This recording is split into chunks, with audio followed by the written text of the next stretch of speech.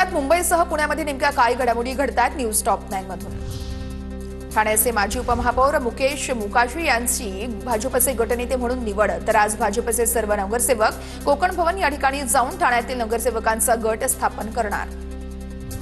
ठाण्यामध्ये अनंत दिघेंच्या जयंतीनिमित्त स्मृतीस्थळाला फुलांची सजावट।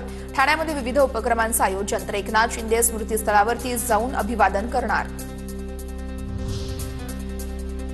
बोरिवलीच्या संजय गांधी राष्ट्रीय उद्यानात वनविभागाच्या कर्मचाऱ्यावरती जमावाची दगडफेक। वनविभागाच्या सर्वेक्षणादरम्यान संतप्त रहिवाशांचा गोंधळ, वाहनांचंही मोठं नुकसान।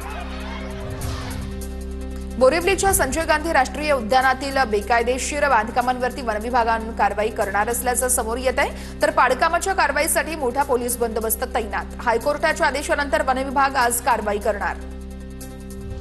मुंबईतील 12 विभागात आजपासून 10% पाणी कपात। तर नागरिकांना पाण्याचा काटकसरीने वापर करण्याचं पालिकेचं आवाहन।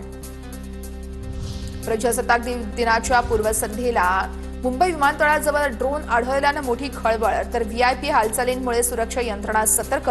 ड्रोन पुढील तपासासाठी पोलिसांच्या ताब्यात।